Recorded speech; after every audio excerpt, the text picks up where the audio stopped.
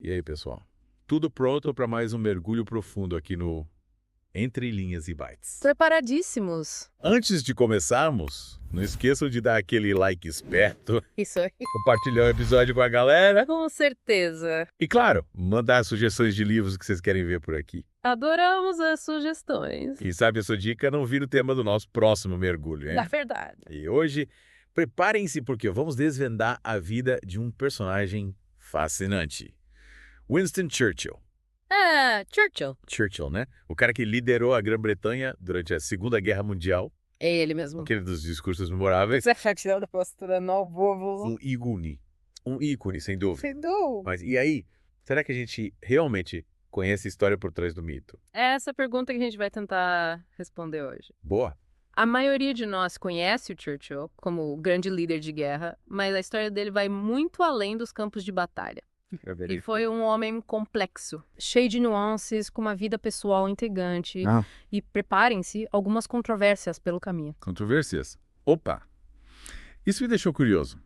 Mas antes de chegarmos lá, vamos começar do começo. Isso aí. Churchill, o homem por trás do ícone.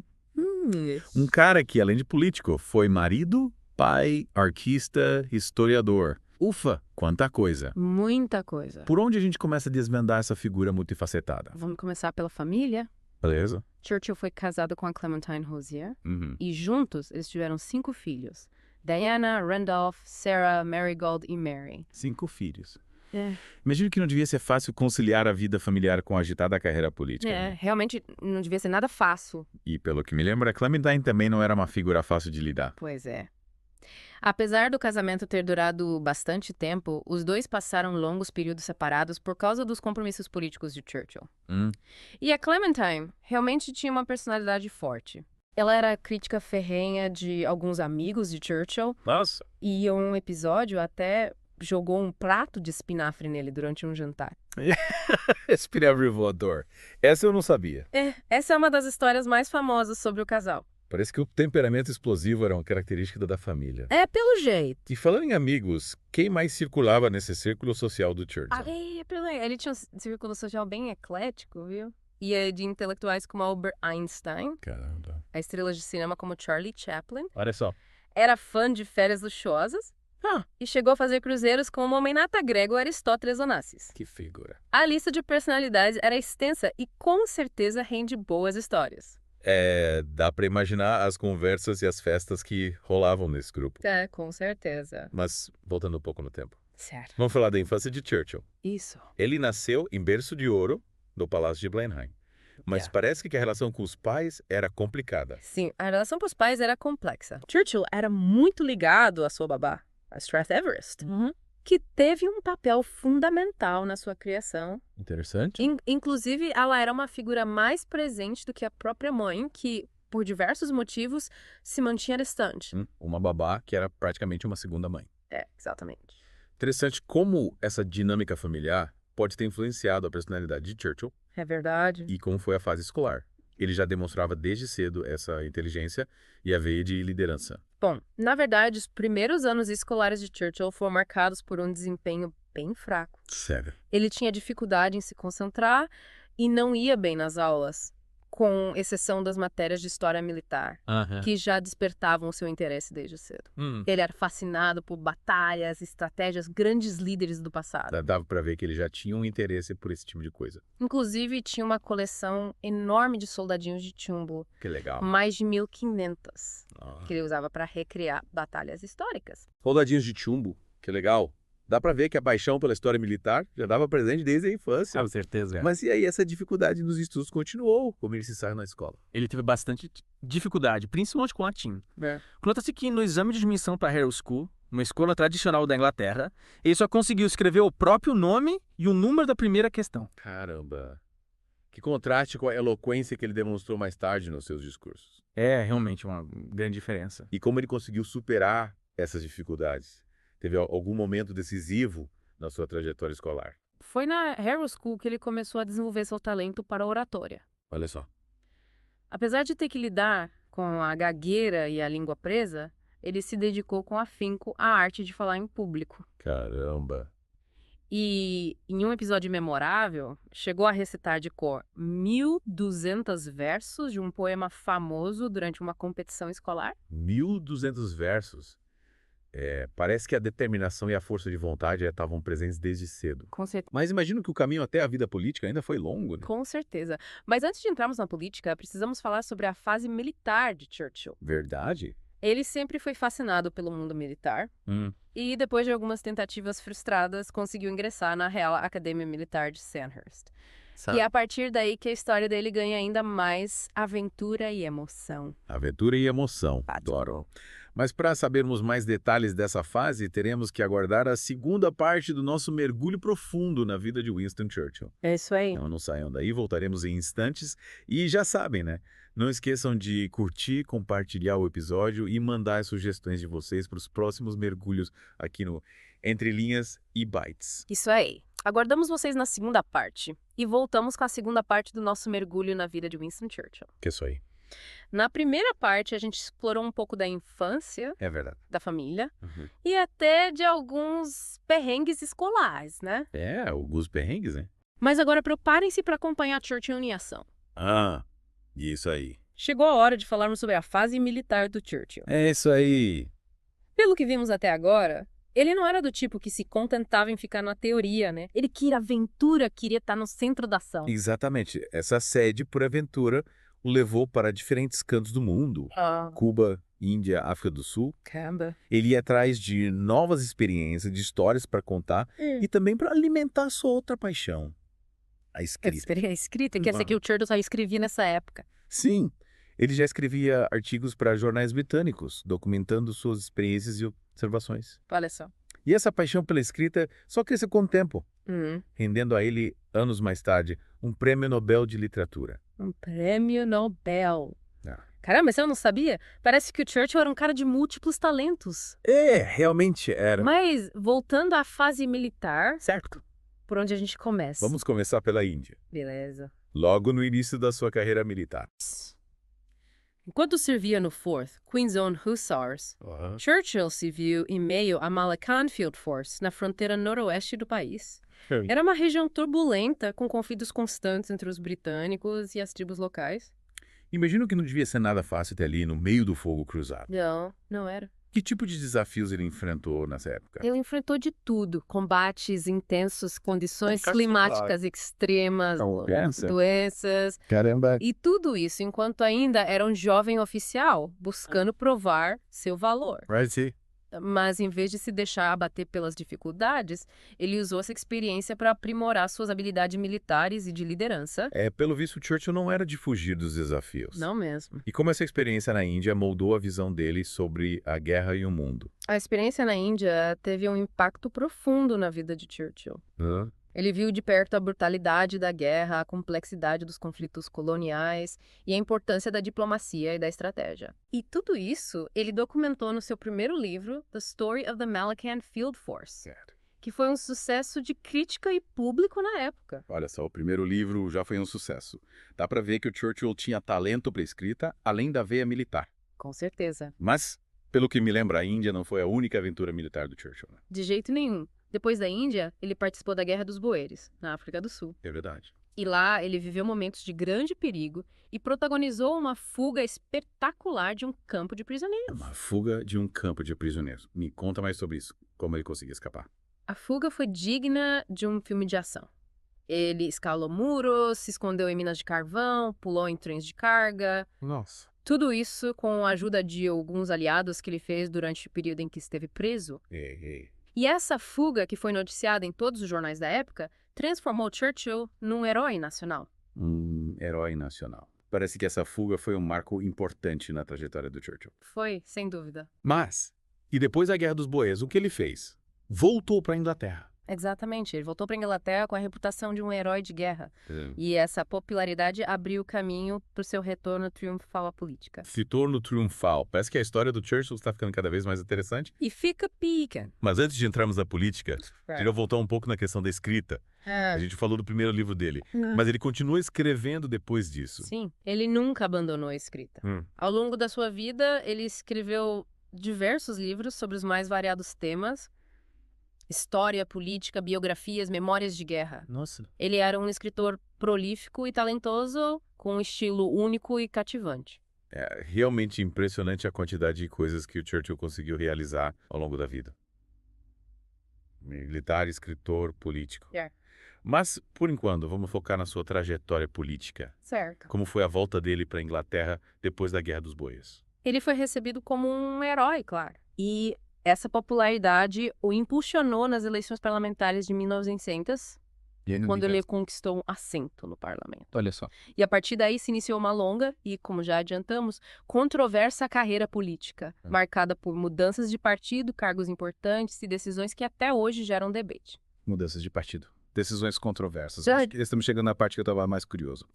Agora a coisa começa a esquentar. Mas antes de mergulharmos de cabeça nessas polêmicas, Vamos. vamos entender melhor o contexto político da época. Isso. Quais eram as principais forças políticas em jogo na Inglaterra no início do século XX? Certo. E como Churchill se posicionava nesse cenário? A Inglaterra do início do século XX era um caldeirão político, com diferentes forças disputando o poder, liberais, conservadores, socialistas.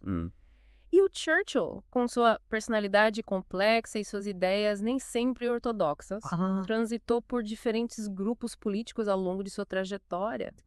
Ele começou como um conservador, mas depois se juntou aos liberais, atraído pelas ideias de reforma social e livre comércio. Então quer dizer que o Churchill não era um político tradicional, preso a um único partido ou ideologia. Ele era mais um pragmático, buscando o que ele considerava melhor para o país. Exatamente. Ele era um político pragmático, com uma visão estratégica e uma capacidade de adaptação impressionante. Ele não tinha medo de mudar de lado se achasse que era necessário para defender seus ideais, seus objetivos. E essa flexibilidade, que para alguns era vista como oportunismo, na verdade um reflexo de sua inteligência política e de sua capacidade de se antecipar aos acontecimentos. Entendi. Então Churchill era um político de visão que não se prendia a dogmas ou rótulos. Isso aí. E quais foram os principais cargos que ele ocupou nesse período? E que tipo de impacto ele teve na política britânica? Ele ocupou cargos importantes como ministro do Interior e primeiro Lorde do Almirantado, e teve um papel fundamental em diversas reformas sociais, como a introdução do salário mínimo e do seguro-desemprego. Nossa. Ele também foi um defensor ferrenho da modernização da Marinha Britânica, prevendo a importância do poder naval num cenário de crescente tensão internacional. Parece que o Churchill estava sempre um passo à frente do seu tempo, antecipando os desafios e buscando soluções inovadoras. Sem dúvida.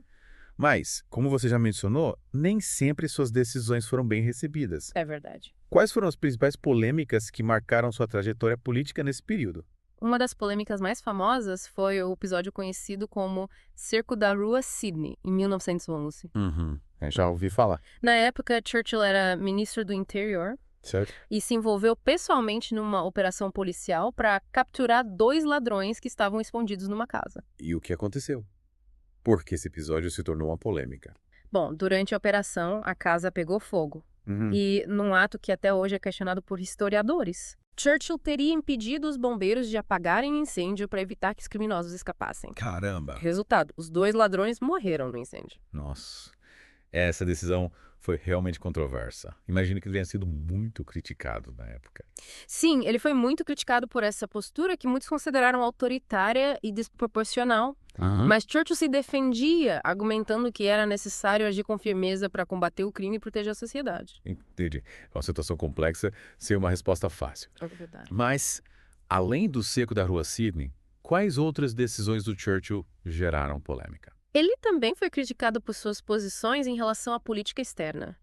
Ele sempre se preocupou com o crescente poder da Alemanha Certo. e defendia uma postura mais agressiva por parte da Grã-Bretanha. Sim. E essa postura que muitos consideravam belicosa e provocadora, o colocou em rota de colisão com outros políticos que defendiam o diálogo e a diplomacia. Então, o Churchill já era um crítico ferrenho da Alemanha antes mesmo da Primeira Guerra Mundial.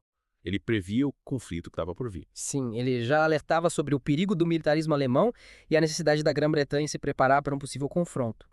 E quando a guerra finalmente eclodiu, em 1914, ele se viu numa posição de destaque como o primeiro Lorde do Almirantado, responsável por preparar a Marinha Britânica para o conflito. E como ele se saiu nesse papel? Suas previsões se confirmaram. Bom, essa é uma história longa e complexa que envolve vitórias, derrotas, acertos e erros.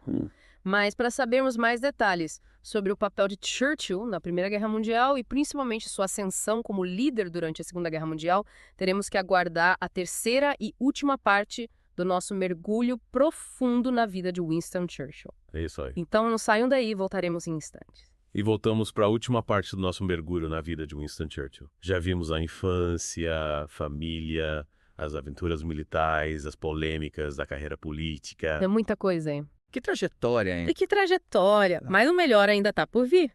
Preparem-se para acompanhar a ascensão de Churchill como um dos maiores líderes do século XX, guiando a Grã-Bretanha durante os dias mais sombrios da Segunda Guerra Mundial. A Segunda Guerra.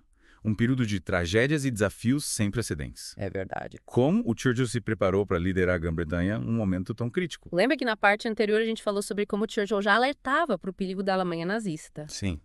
Pois é, ele passou anos denunciando a ascensão de Hitler, a política de apaziguamento, o rearmamento alemão. Ele era uma voz solitária, clamando do deserto, enquanto muitos líderes europeus preferiam ignorar a ameaça crescente. Exatamente. E quando a guerra finalmente eclodiu em 1939, Churchill já tinha uma visão clara do desafio que a Grã-Bretanha enfrentava. Ele sabia que a luta seria longa e difícil, mas nunca duvidou da capacidade do povo britânico de resistir e vencer. E como ele conseguiu mobilizar a nação para enfrentar essa ameaça. Afinal, a Grã-Bretanha estava em desvantagem, enfrentando uma máquina de guerra poderosa e implacável. A liderança de Churchill foi fundamental nesse momento. Ele se tornou primeiro-ministro em maio de 1940, num dos momentos mais críticos da guerra, logo após a queda da França e a evacuação de Dunkerque.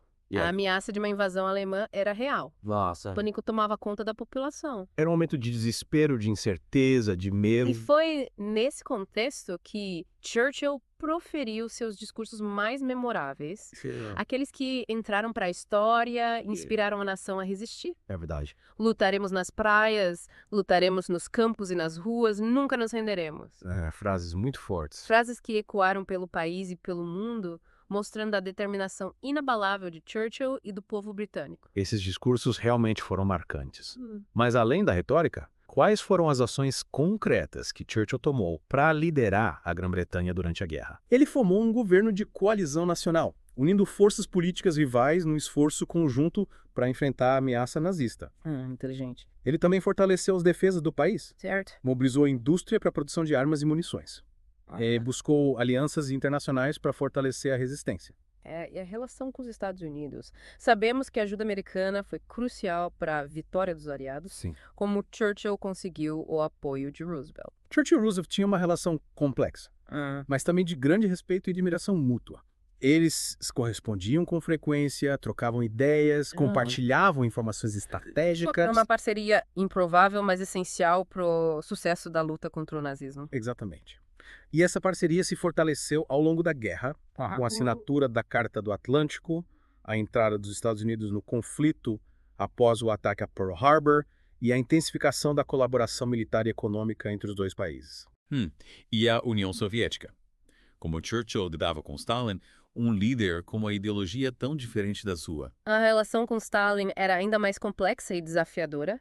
Imagina. Churchill reconhecia a importância da União Soviética na luta contra Hitler, mas também desconfiava das ambições expansionistas de Stalin e da ameaça do comunismo. Era uma aliança por necessidade, movida por um inimigo comum, mas marcada por desconfianças e divergências. Sem dúvida. E essas divergências se tornaram mais evidentes após o fim da guerra, o início da Guerra Fria e a divisão do mundo em dois blocos antagônicos. Certo. O ocidental, liderado pelos Estados Unidos, e o oriental, liderado pela União Soviética. E qual foi o papel de Churchill nesse novo cenário geopolítico? Churchill se tornou um dos principais críticos do expansionismo soviético e um defensor ferrenho da liberdade e da democracia. No seu famoso discurso Cortina de Ferro, proferido em 1946. O discurso histórico. Ele alertou para o perigo da divisão da Europa e a ameaça do comunismo. Um discurso que marcou o início da Guerra Fria e definiu o tom das relações entre o Ocidente e a União Soviética nas décadas seguintes. Não é verdade? E mesmo após deixar o cargo de primeiro-ministro em 1945, Churchill continuou a influenciar a política internacional, Sim. defendendo a união do Ocidente contra a ameaça comunista e alertando para os perigos da corrida armamentista. É impressionante como Churchill se manteve ativo e relevante mesmo após o fim da guerra. É verdade. E para coroar sua longa e brilhante carreira, ele recebeu o Prêmio Nobel de Literatura em 1953. Um reconhecimento merecido por sua vasta obra literária, que incluía livros de história, biografias, ensaios políticos e, claro, seus memoráveis discursos de guerra. E assim termina a nossa jornada pela vida de Winston Churchill, um líder que marcou a história do século XX com sua coragem, determinação, eloquência e visão estratégica. É verdade. Ele enfrentou desafios gigantescos, cometeu erros, tomou decisões controversas, mas nunca se curvou diante das adversidades e sempre lutou pelo que acreditava. Uma figura complexa, controversa, mas sem dúvida fascinante. E que nos deixa uma lição importante. A importância da coragem, da perseverança, da capacidade de se adaptar aos desafios e de lutar por aquilo que consideramos justo e necessário. E por falar em lutar pelo que acreditamos, não podemos terminar esse episódio sem agradecer aos nossos ouvintes. Por essa razão, estamos aqui compartilhando histórias, ideias e mergulhando fundo em temas que nos inspiram e nos fazem pensar. É isso aí. Então continue nos acompanhando, mandando suas sugestões, compartilhando os episódios com os amigos e juntos vamos continuar explorando o mundo das ideias e descobrindo as histórias que moldaram o nosso presente. É isso aí. É isso aí. Até a próxima, pessoal. E que a chama da curiosidade e do conhecimento continue sempre acesa.